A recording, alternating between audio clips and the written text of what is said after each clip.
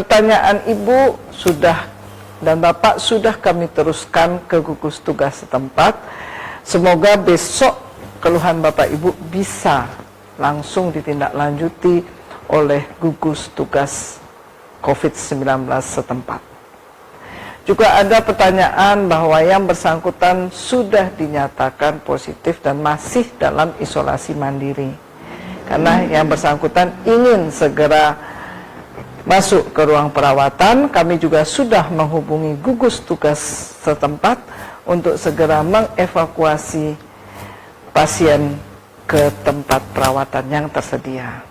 Sebagai catatan bahwa pada saat ini semua rumah sakit darurat dan rumah sakit rujukan yang ada di Kota Mataram posisinya masih terisi oleh pasien.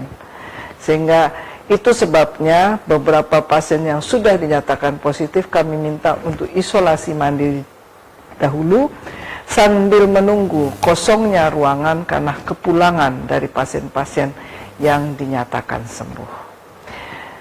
Kemudian pertanyaan keempat yang masuk adalah pertanyaan, apakah kalau kita karantina kita boleh bekerja? Bapak Ibu dalam keadaan karantina mandiri artinya Bapak Ibu tidak boleh keluar dari rumah, tetapi bekerja boleh. Itulah sebabnya di masa COVID ini dikenal istilah work from home. Jadi Bapak Ibu bekerja di rumah, hasilnya dikirimkan ke atasan di kantor. Tetapi kalau yang dimasukkan bekerja keluar rumah, Bapak Ibu tidak diperkenankan keluar rumah karena masih menjalani karantina mandiri sampai 14 hari. Demikian jawaban atas 4 pertanyaan yang masuk hari ini di Provincial Call Center.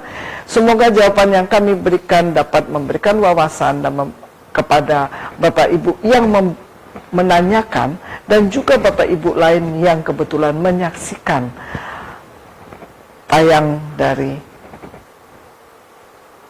update kasus COVID-19 ini. Berikutnya kita masuk pada update kasus hari ini.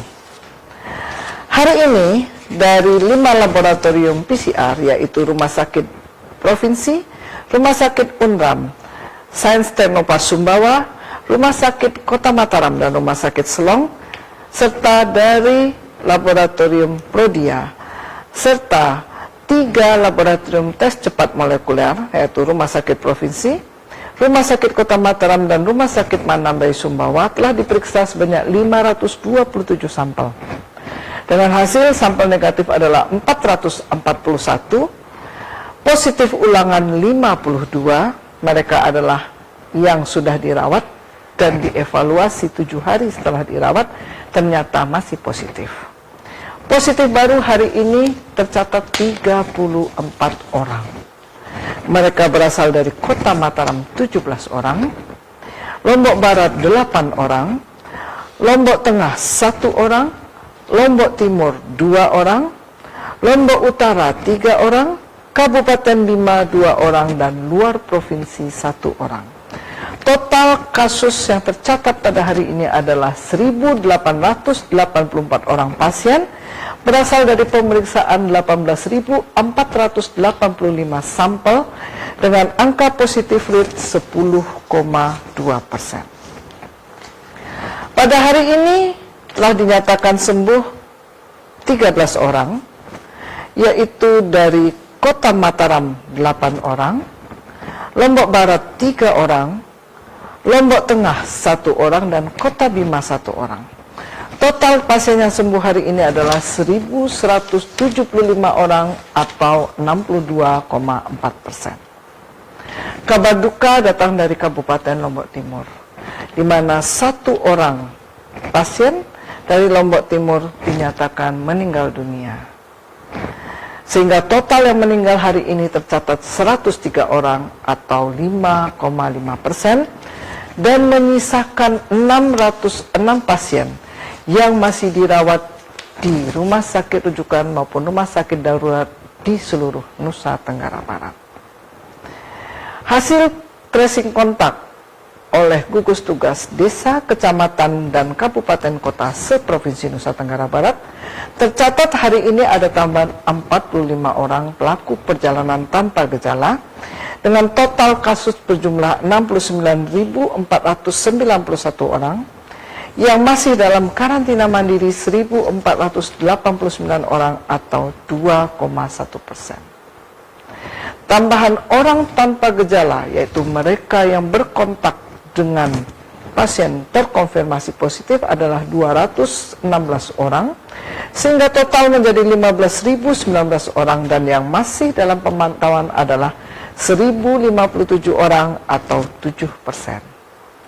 Orang dalam pemantauan hari ini bertambah 8 orang, sehingga total menjadi 7.053 orang, dan yang masih dalam pemantauan adalah 248 orang atau 3,5%. Jumlah pasien dalam pengawasan adalah 16 orang tambahannya, sehingga total menjadi 2.446 orang, dan yang masih dalam pengawasan adalah 478 orang atau 19,5%.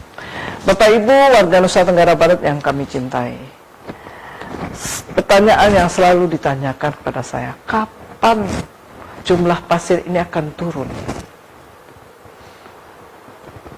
Kami sampaikan bahwa daerah kita adalah daerah dengan transmisi lokal, dan dengan bertambahnya pasien maka proses penularan masih ada. Kalau kita ingin menurunkan angka pasien positif baru, maka mari kita potong mata rantai penularan. Kita memotong mata rantai penularan dengan melaksanakan protokol kesehatan.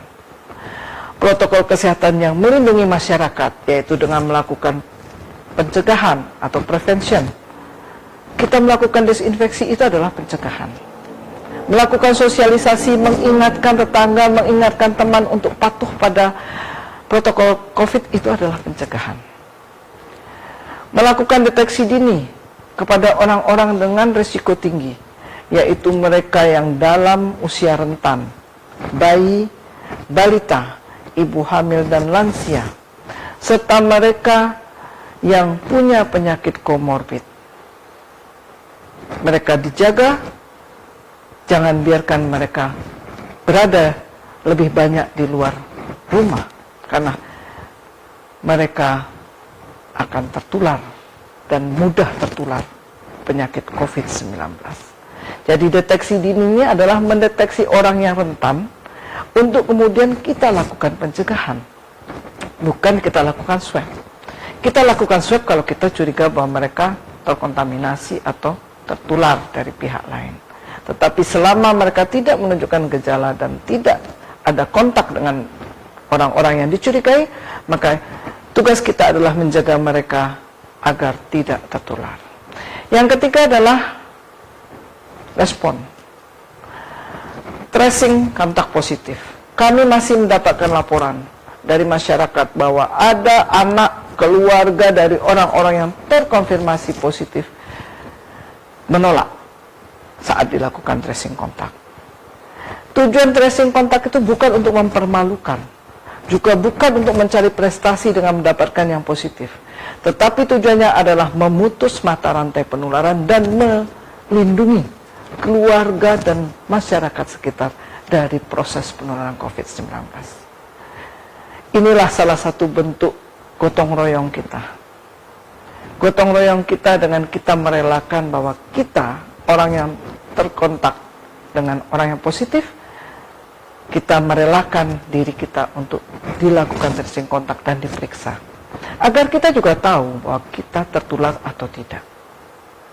Ada anak, ada cucu, ada orang tua, ada istri atau suami yang berada di sekitar kita yang harus kita lindungi. Bila kita positif, lakukan isolasi, baik di rumah sakit darurat, di isolasi terpadu, atau isolasi mandiri. Yang penting kita tidak berkontak dengan lingkungan kita. Itulah salah satu bentuk respon yang benar dan yang melindungi masyarakat dari penularan COVID-19. Dan selanjutnya, upaya protokol kesehatan, upaya melindungi individual.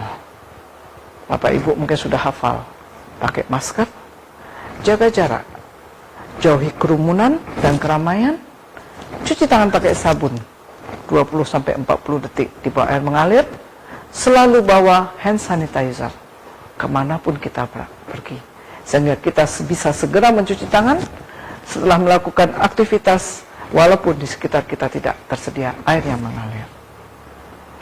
Untuk diri kita sendiri, jaga imunitas tubuh dengan meningkatkan daya tahan tubuh dengan makan makanan yang bergizi, gizi yang seimbang, olahraga yang cukup 30 menit sehari, istirahat yang cukup, dan kelola stres. Semua ini dilakukan untuk mencegah penurunan imunitas yang berakibat mudahnya kita tertular penyakit COVID-19. Kemudian, lindungi mereka yang risiko tinggi, usia rentan maupun yang punya penyakit komorbid. Jantung, pembuluh darah, hipertensi, diabetes mellitus, penyakit ginjal, penyakit asma, tuberkulosis, dan penyakit paru kronik lainnya, ataupun penyakit keganasan. Semua adalah penyakit komorbid yang sangat berisiko. Dan khusus untuk anak-anak yang punya status gizi kurang atau gizi buruk adalah komorbid yang cukup berat dan membuat imunitas tubuh anak turun sehingga mudah juga tertular COVID-19. Demikian informasi dan update kasus COVID-19 hari ini. Semoga informasi ini berguna bagi Bapak Ibu warga Nusa Tenggara Barat yang kami hormati. Mari sama-sama kita bergandengan tangan melawan COVID-19. Tidak hanya sekedar kata-kata, tetapi juga dengan perbuatan. Perbuatannya bukan perbuatan yang istimewa. Perbuatan kita untuk melawan COVID adalah perbuatan yang sederhana. Memakai masker itu sederhana, mencuci tangan itu sederhana, menjaga jarak itu sederhana dan tidak butuh biaya yang banyak. Mari kita renungkan sepatah kata dari orang bijak. Dalam suatu kesulitan, apabila kita tidak bisa membantu, maka kita bisa membantu dengan doa. Dan bila kita tidak bisa membantu dengan cara lain, maka diamlah. Apabila kata-kata yang akan keluar dari mulut kita justru akan membuat keadaan lebih sulit. Bapak Ibu, itulah pesan-pesan yang dapat kami sampaikan sore hari ini.